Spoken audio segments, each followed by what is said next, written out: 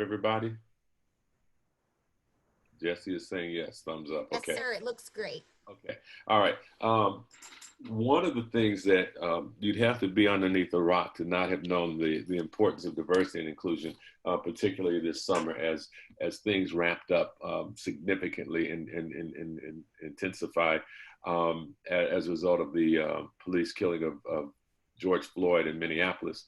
Shockwaves were sent around the country, but if you weren't paying attention, it also went worldwide as people in nations all over the world embrace the need for us to include and to celebrate difference and diversity. That was this summer, but prior to that time, we've been working very, very feverishly trying to make sure that LSU is an inclusive place. We've done a pretty good job on diversity. I'll share some of those numbers with you a little bit later.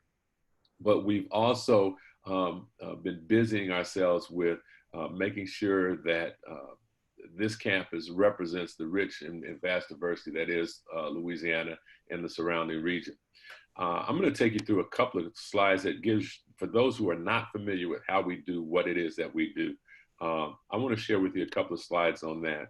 The Office of Diversity is located in 135 Thomas Boyd Hall, for those of you who get on campus. It's right next to the huge clock tower. Um, the ironic part of that is that very shortly we could have a different name. Right now we're going through a process of renaming, of visiting the names of buildings that have been named for Confederate officers or those who might have been segregationists. And I'll share a bit about that in a second. But we're in 135 Thomas Boyd Hall. That's our central office. We have several other units, including the Office of Multicultural Affairs, which is just around the corner, actually just above the Olin Career Center in the Student Union. And when we're face to face, you can find them at 335 of the Student Union. That office is responsible for 90% of the programming that we do for our very diverse student populations. We work in partnership with a number of other units on campus, including student life, athletics, Greek life, and a number of other areas where students interact. And so that's our programmatic arm of our delivery on diversity. Included in there is the Clarence L. Barney Jr. African American Culture Center, and it's located on Veterans Drive, which is just down the street, not even down the street, two doors down from the Union. I'm sorry, from the Barnes and Noble bookstore, which is just across the street from the Union. And so located in a nice tucked away spot just underneath the parking garage, the African American Culture Center is a hub of activity. Hopefully not so much of a hub this fall. We just kind of have to social distance, but typically a hub of activity for students from all backgrounds. And much like our Women's Center, you don't have to be African American to go to the African American Center or a woman to go in the Women's Center. Those spaces are for everyone. And we certainly celebrate those unique groups in those centers and provide spaces for people to come and to study, to engage, to have meetings. We hold classes in those centers. And we also tackle issues relevant to those unique populations. Inside our Women's Center, we also have a brand new space, it's about 2 years old now, an LGBTQ resource room, which we're very, very proud of and hoping to expand in the very near future. I need to tell you real quickly, I think it's on this slide here. Can you guys see my pointer at all? Okay, this is the Women's Center down here. As a result of a lot of things that have happened, we had some graffiti painted on that space while we were out.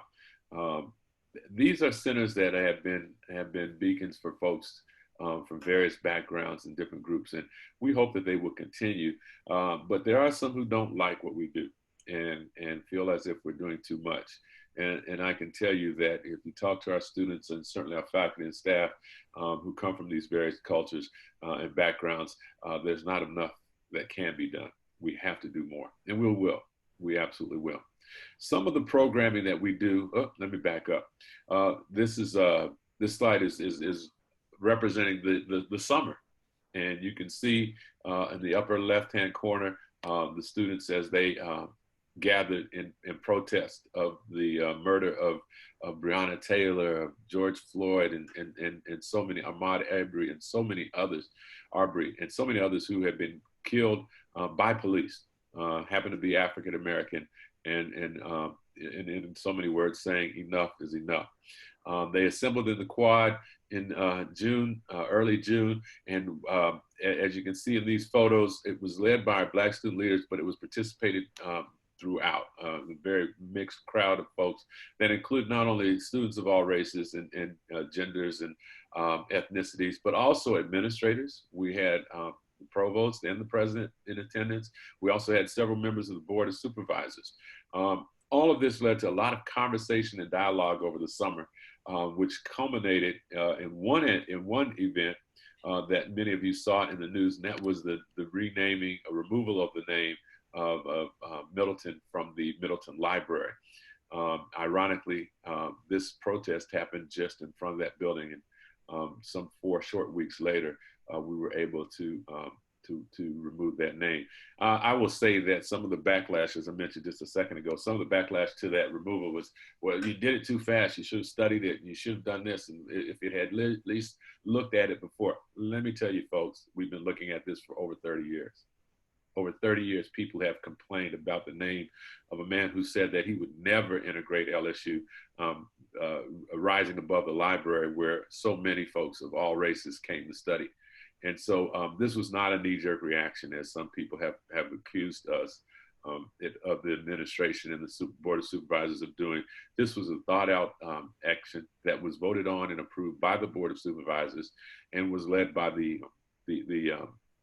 angst of the students and faculty and staff.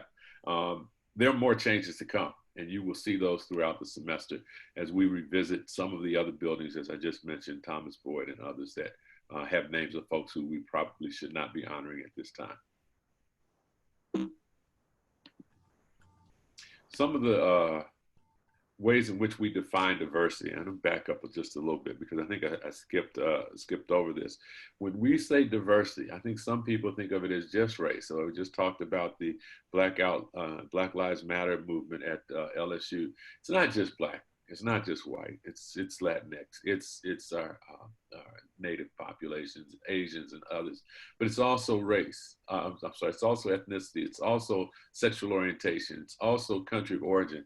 We have diversity defined as broadly as we can at LSU. You see in this picture some of the young ladies from our in attendance at our International Cultural Center, representing several different nations. And that's part of the richness of a university experience, is having folks from all over. I will tell you that while we have been certainly celebrating the attention drawn toward race in our conversations, it would be disingenuous to ignore the real struggle that our international student population has undergone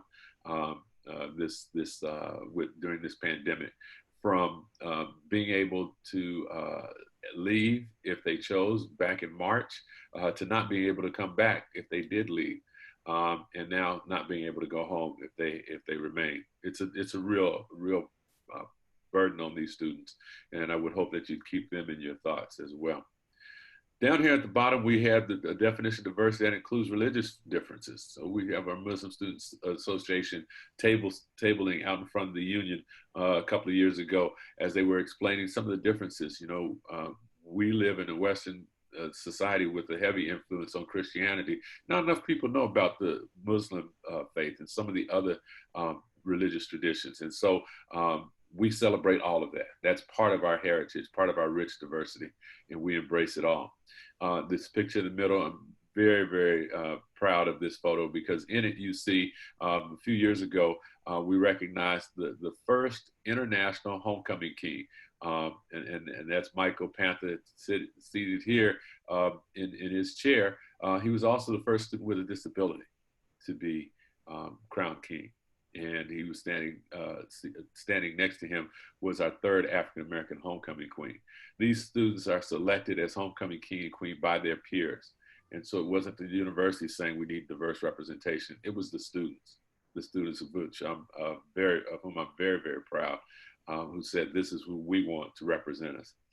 At the end of the day, oh, also I've got football on here. Whether or not it happens, don't ask me. I don't know. I haven't thought, but football is one of those places where we see diversity in all its richness, where we come to Tiger Stadium and we're all fans. We're not brown fans or black fans or white fans. We're just fans, and we all root for the Tigers, and we cheer when they win and we cry when they lose. But we're all together on that Saturday for one of the most diverse hours, a set of hours in our experience, and we come together, and we also like to extend that beyond the game. But here's where it all comes down to. Diversity is really celebrated when we look at our graduation.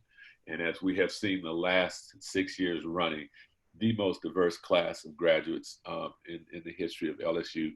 Each year we surpass the record of the previous year in terms of the number of folks from the African American community, Latinx community, the Native American communities, and as Dr. Alexander used to always say, the Pacific Islander community.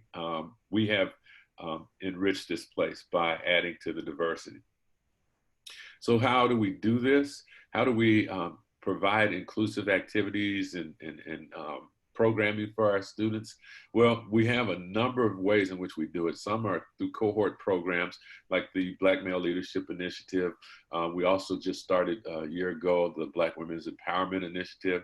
We have the President's Millennial Scholars Program. These are cohort programs where students from various walks come together and work together as a cohort toward graduation, and our successes have been mighty in those groups.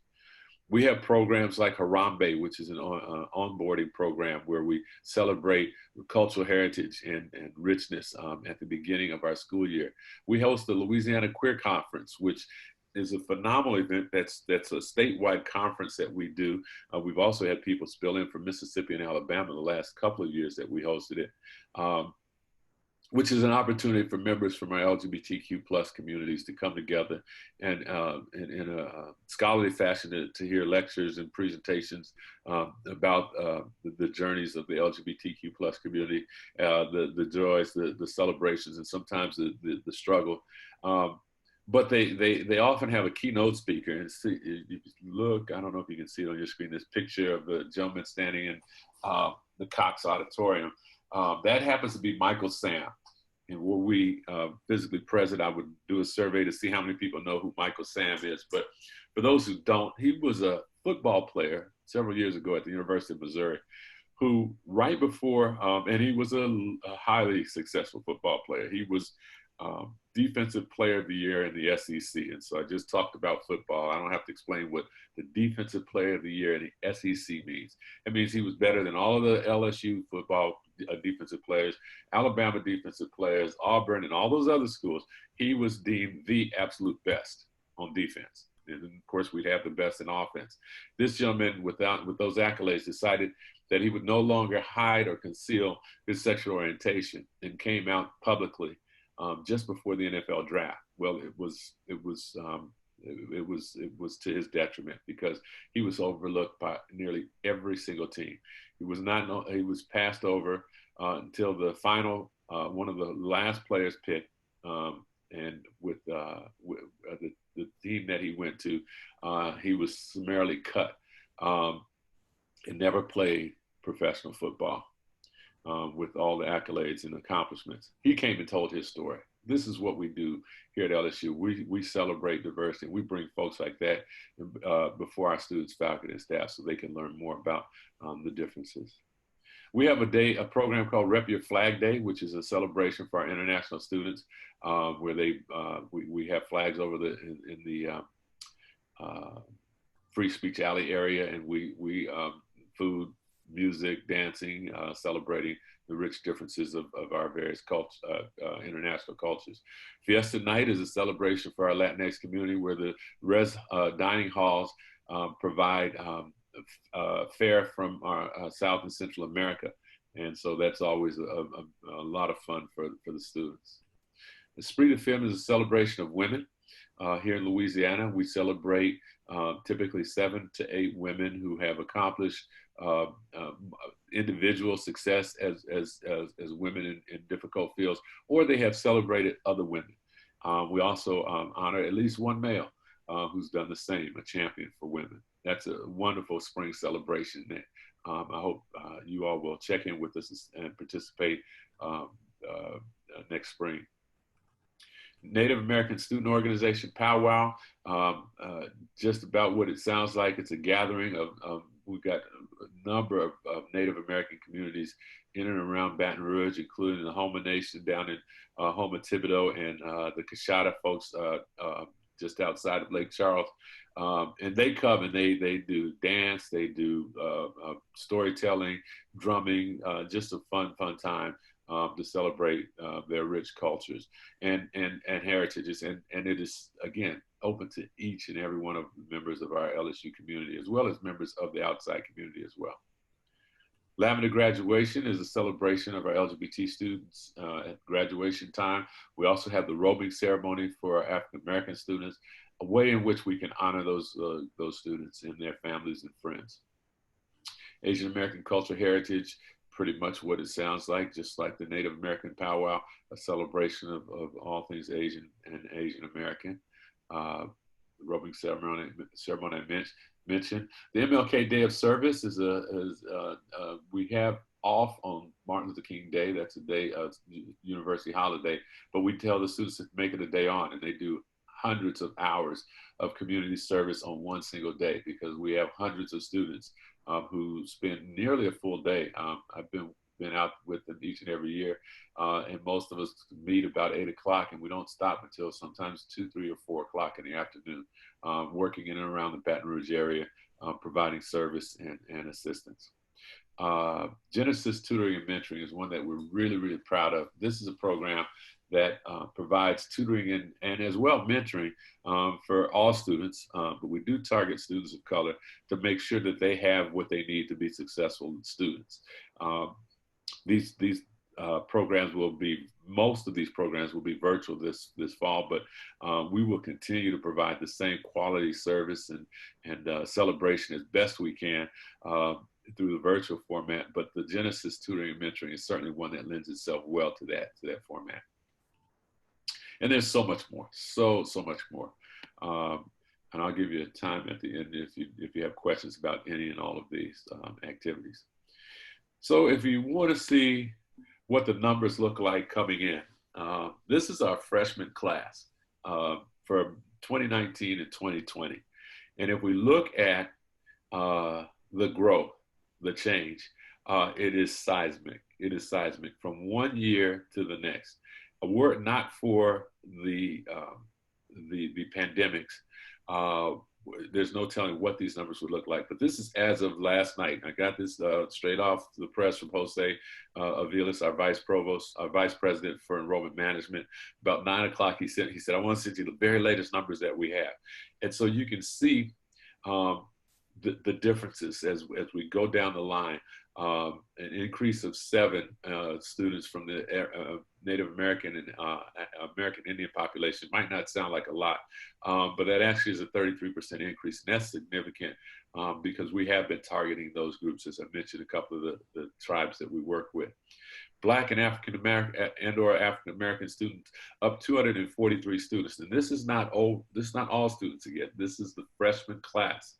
And so we're going to see a 21% increase in a population that is steadily growing closer and closer toward the state average for African Americans. Right now, we're at about 28% of our incoming class being diverse. Being African American. That would put us closer to 15% of the overall student body.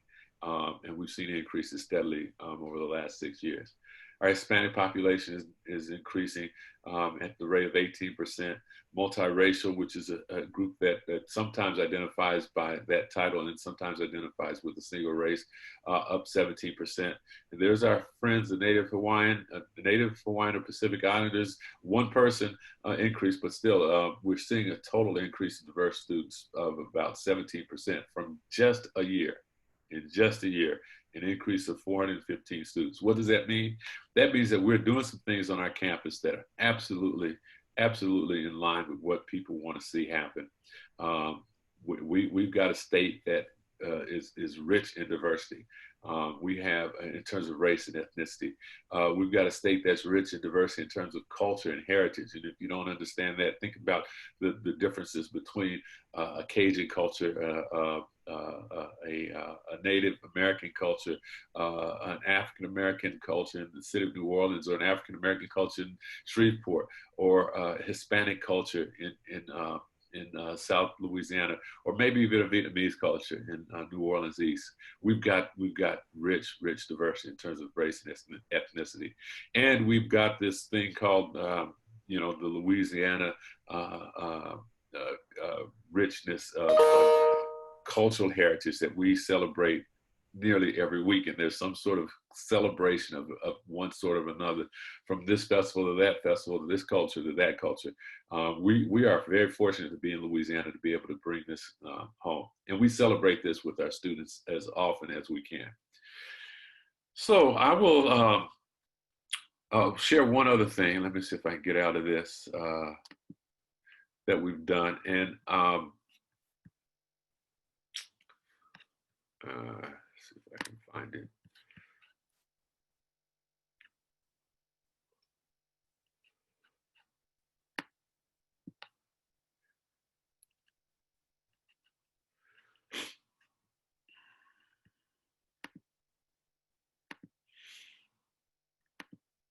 And it was teed up, but it disappeared. So now I've got to find it again.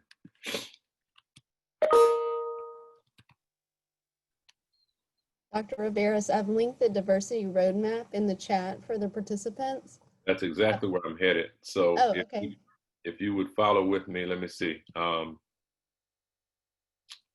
get back to you guys, and now I'm on the LSU homepage, and you all can go to this page at any time, lsu.edu, and find what's going on campus. Right in the middle, we have a roadmap to the fall. This is how we plan to reopen, and I think Jesse will talk to you a little bit about that. But to the right of that is Black Lives Matter LSU Together. You click on that link, it'll take you right to much of what I've been talking about in terms of diversity and inclusion, what we've been doing, and how we plan to continue. One of the things that we've been doing is this roadmap that Jesse just alluded to, and it is a document that was produced this spring, but it was something that, and if you heard me, I said spring, that precedes the racial unrest of the summer. And it was begun last fall. And with the foresight of our provost, Dr. Stacy Haney, she and I met, and we talked about creating a map that would help LSU get on target for diversity and inclusion moving forward. And so that roadmap has been created with faculty, staff, alumni, and students to try and figure out what must we do to make this campus more inclusive and certainly a place where diversity is celebrated. And so we looked at it in several areas. We looked at it in terms of climate, with the physical environment, faculty, staff, policies and permanent memoranda, ways in which we build community, how we communicate, and then some reflection. We looked at it in terms of faculty, in terms of the searches, in terms of scholars, in terms of funding, retention, and incentives. This is job one.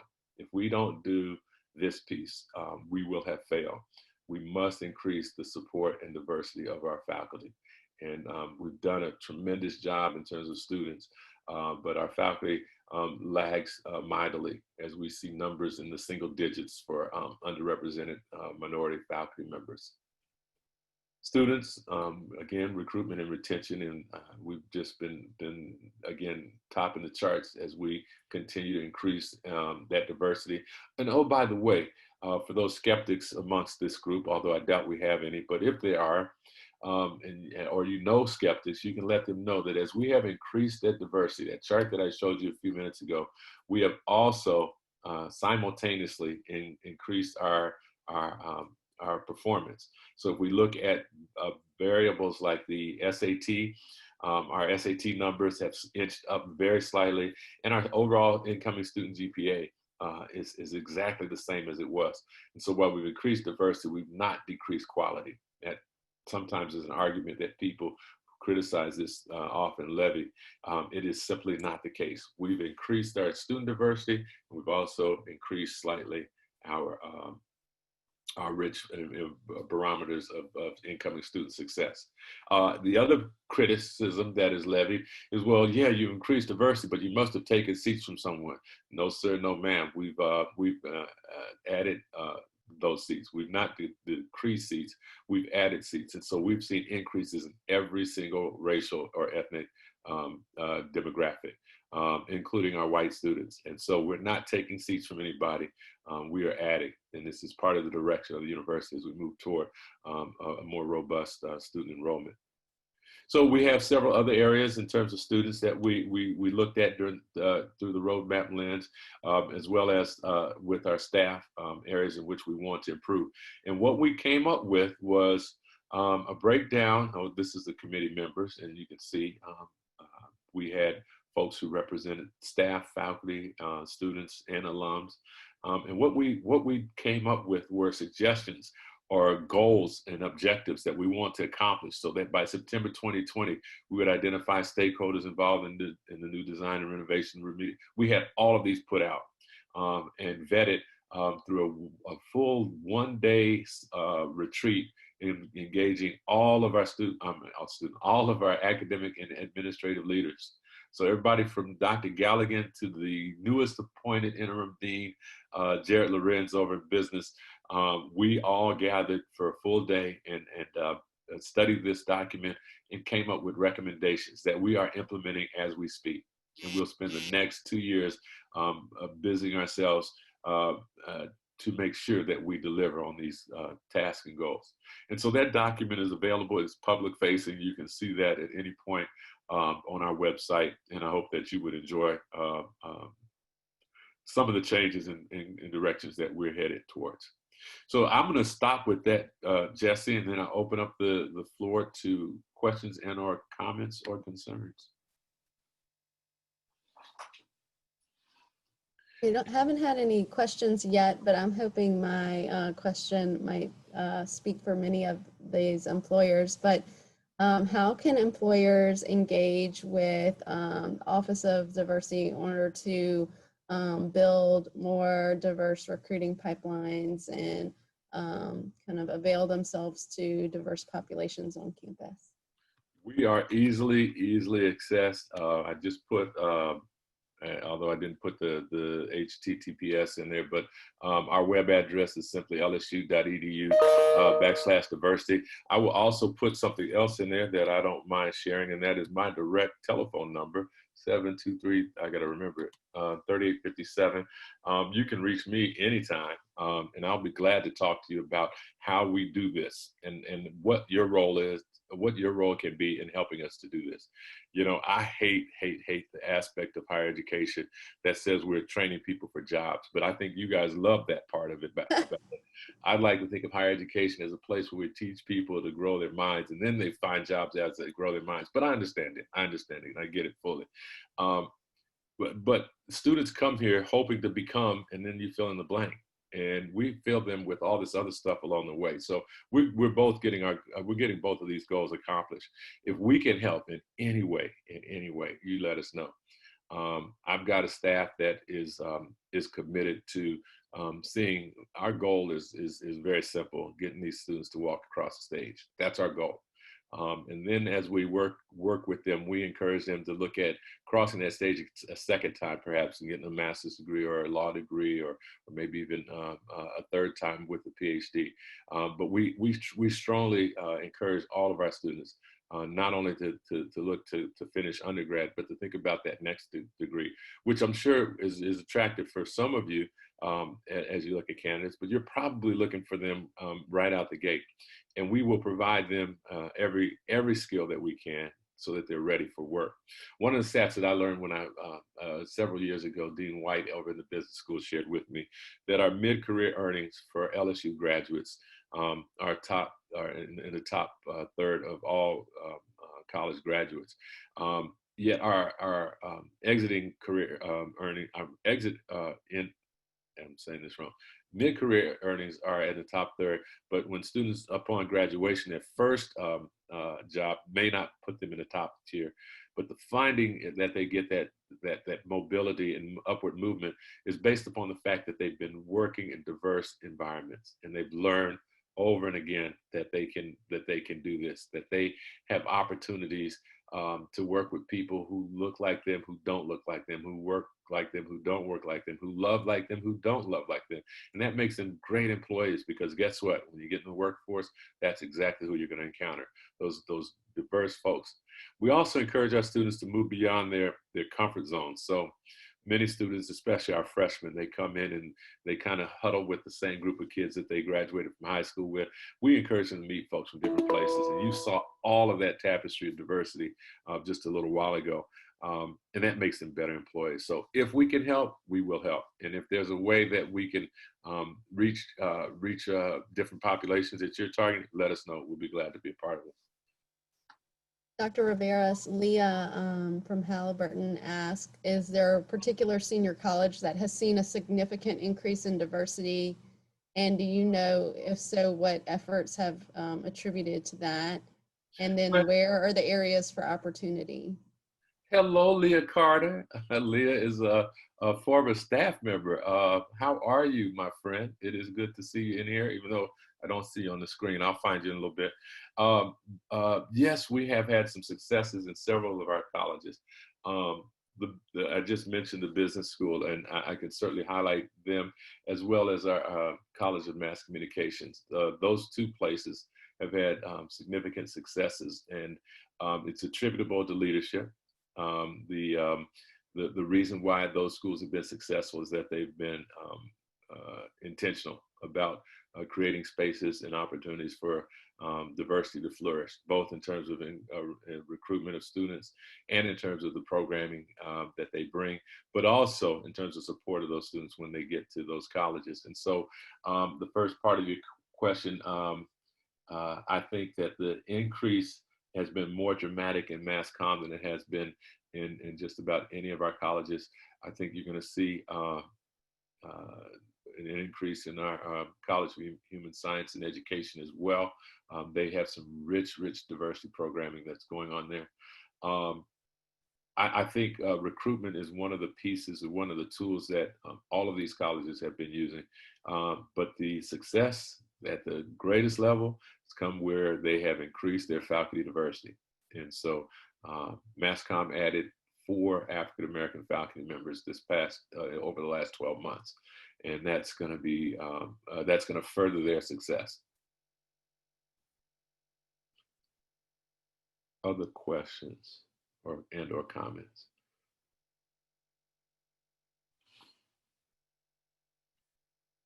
And if you're talking, you're muted.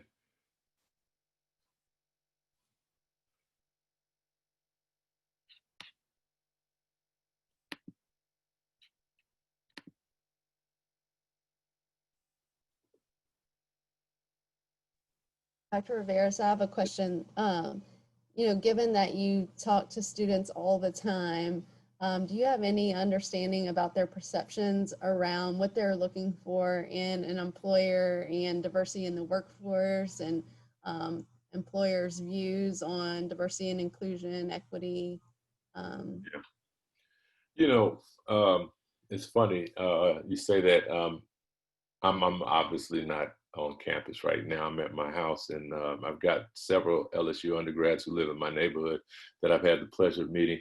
And just this week, I met 3 who are recent grads, 2 from underrepresented backgrounds, and they said that they felt like LSU, because I asked, you want to know how we're doing. They said they felt like LSU had prepared them very, very well for the workforce, but that the part that I think most of them are looking for is the knowledge base to do the work or the jobs that they are seeking. I don't think they come out thinking, well, I want to make sure I'm prepared to encounter a diverse population. I don't think they come out thinking that, but I think they find that out along the way. that they are able to embrace and work with folks from wherever and whomever. And again, the world of work is becoming much more diverse here in the U.S. and that's a byproduct. That's not an intentionality, I don't think, for our students coming out saying this is what I want to do. So I would say that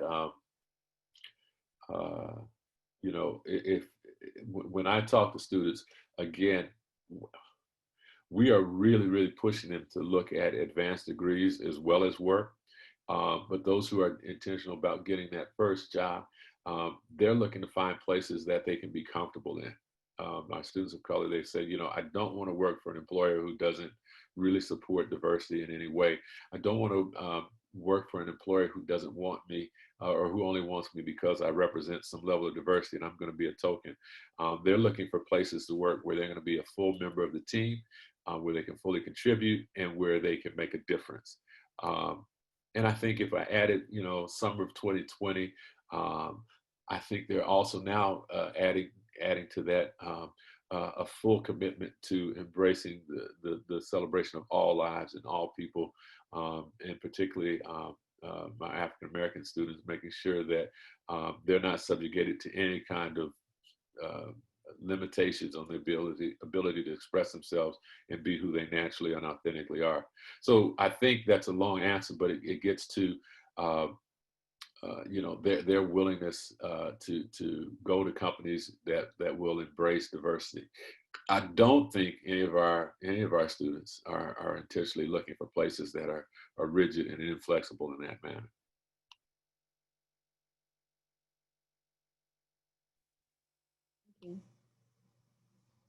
Any final questions for Dr. Riveros before we wrap up? If we are to that point, I do and Leah Carter, I'm looking at your picture and I don't know if that's the same Leah Carter. So I want to apologize if that's not the Leah that worked with me. I didn't want to embarrass you or misspeak. But I did want to wrap with a little 4-minute video, if I may, that kind of, when we do our diversity trainings, it gives you a glimpse of how we can celebrate this diversity and how we can make a difference. If I may, do I have that kind yes, of course, right on time. That would okay. put us right on time. Okay.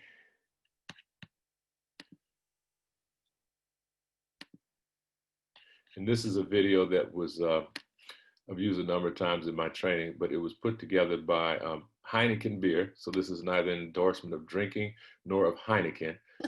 It's just their way of taking a look at a situation and what can be done. It is also British, and so there's some fairly strong accents, but I think you can get through it. Plus, they have subtitles. Here you go. I would describe my political views as the new right. I say that I'm left.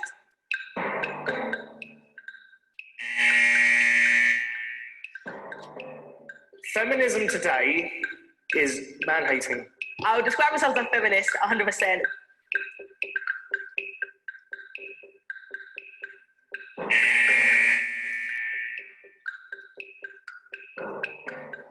I don't believe that climate change exists.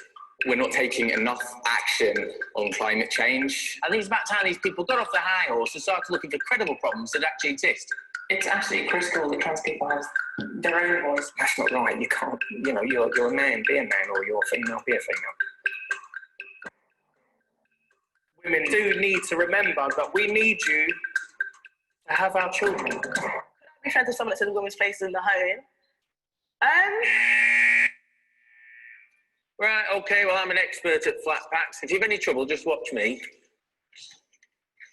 So looks like I've got your instructions here. I think so. Let me help you. Let's just that bit there.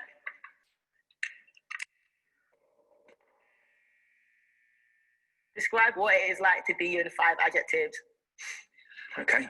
Frustrating. Dedicated. Opinionated. Lucky. Ambitious. Offensive. Solemn. I have ups and downs. Strong. I don't say attacked, misunderstood. Name 3 things you and I have in common. We're both male, we're both confident, and we're both loudly spoken. We know each other better than people who've known each other for 10 minutes should. You seem quite ambitious and positive, and you've got this really got a glow. Do you know what I'm saying? Your aura's pretty cool. I'm sensing, are you for military or something? People have said that, but there is no history. So are you then ex-military? Yeah. If you're ex-military, I'm very proud of you already. Oh. So I grew up in a bit of a rough state. I've experienced homelessness. I've known what it's like to have absolutely nothing. Yeah. So yeah, I'm definitely most grateful just for life. We've only just met, but I think you're the sort of person that would listen to me and we'd have a discussion rather than argue. yeah, you could hang out with, man. Let's go. My chance. You're right, mate. Fitter than a rock. Perfect. Oh yeah. There you go. Basically, I think we just got a bar. Yeah. Okay. Here, each take a bottle and place it on its corresponding markings on the bar. Attention, please now stand to watch a short film. Feminism today is definitely an excuse for misandry, man-hating. If somebody said to me that climate change is destroying the world, then I'd say that is total piffle. So transgender, it is very odd. We're not set up to understand or see things like that. I am a daughter, a wife. I am transgender. I feel like the battle for feminism definitely isn't done. The fight is never going to be over, if I'm honest with you. You now have a choice. You may go, or you can stay and discuss your differences over a beer.